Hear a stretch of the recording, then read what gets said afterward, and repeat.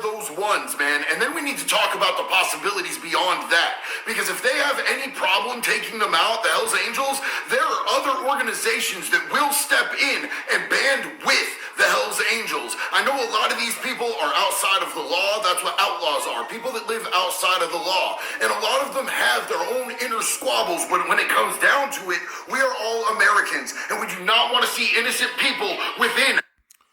Yeah, that part I can agree with. So, fair use, fair use, fair use. This is part 2 of the invasion. So let's go ahead and get back into it. And this is what I was wondering, exactly what he said. Are we willing to band together? Are the Crips willing to band with the Bloods? Are the GDs willing to band with the BDs and so on, and Vice Lords and everything else? Are these gangs willing to come together? Because from what I know, like I said in part 1, right? I believe they're taking over in Chicago. Isn't that big home of Dracos and Switches? Is that not the home of drill? To all my Chicago gangsters, you finally got an opportunity to use them switches. You finally got a real reason to use them Dracos, like I said. But let's see what we do. Let's see how we step in. Let's see how we step up. Let's see what we really defend. Besides just a gang sign, right? Like, you actually have an opportunity to truly defend your home. Will you do it? Let's go.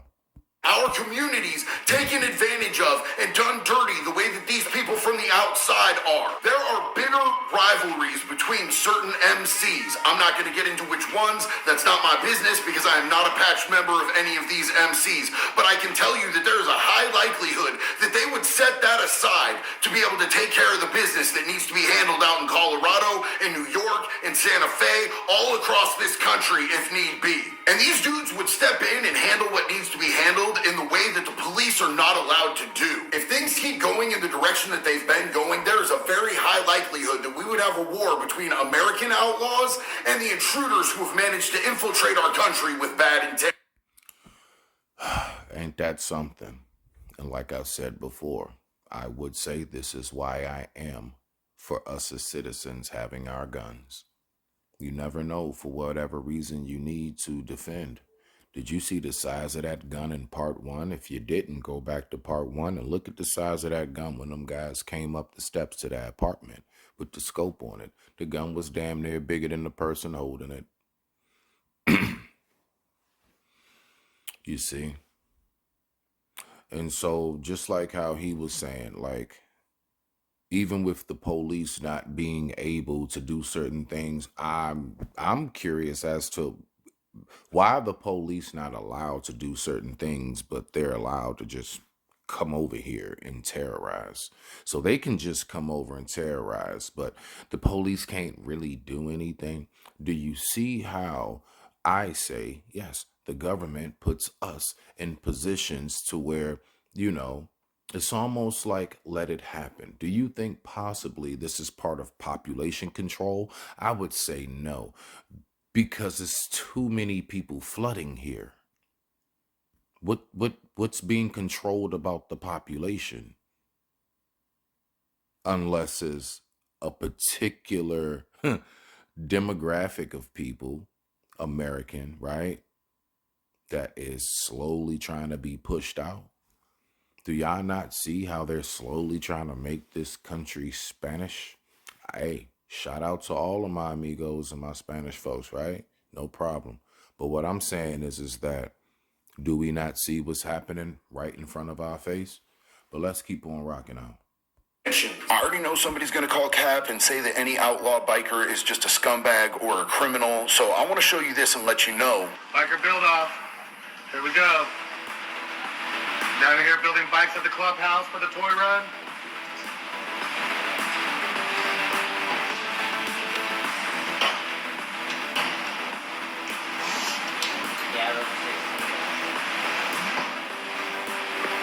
A lot more bikes to build. Feel free to come on down tonight and build some bikes. Greatly appreciated. Getting excited.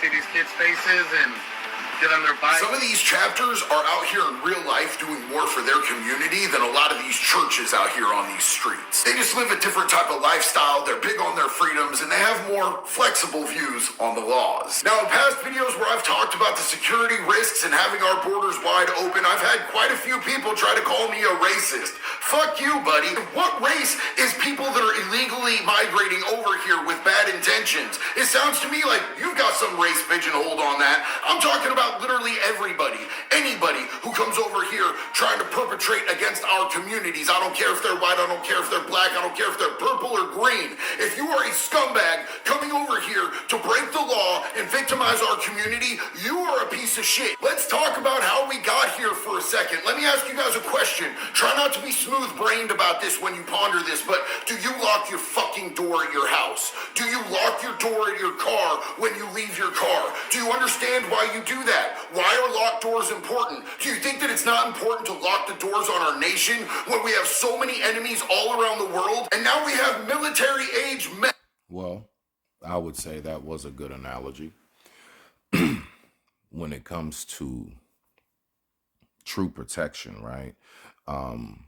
I always say as a man, first and foremost, how you protect, first of all, is through your decisions before you actually have to pull a trigger or throw a punch, right? It's through your decision making. So if the decisions that we are making, right, in this country is to allow people just over here just to come in, I would say the same thing. I don't allow people to just walk into my home that I'm in right now. So we need to remember that even when you leave your physical home, everywhere you walk out on this pavement is an extension of your home. You have to look at it in that sense. The more you start to look at it in that sense, the more your whole ideology of how community and home works. Yes, your actual living quarters is your property, your yard, your apartment, and your home and stuff. Okay, cool. But even when you leave your driveway or your building, you're still in an extension of your home. When you go to your local shopping centers, that is an extension of your home. You didn't, you're out of your house, but you're still at home. And we have to remember this. And I'm big on protecting home. But let's keep on rocking out. Let's hear what my man Hulk Hogan / Stone Cold has to say.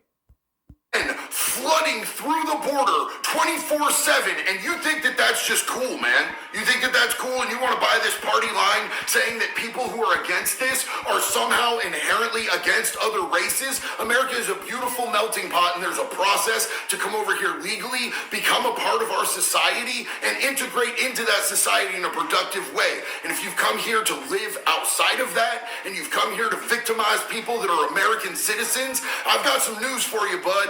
This is America, and we are going to fight back. And if our own government isn't willing to do what it takes to keep the American citizens safe and have our backs, but the Hells Angels are, I think I know exactly whose side I'm on. What about you guys? What do you guys think about all this? Please let me know. I'm going to tell you right now exactly what I think. What I think is this. What I think is that we really need to take time to focus on what really needs to be focused on. We really need to take time to invest our money into what really needs to be invested in, right? And I'm primarily speaking about those who are here, native, right? Those who are legally citizens here. And that's just where I am with that one. And with that being said, I digress. My mic is muted. This has been your boy Smitty. Respect.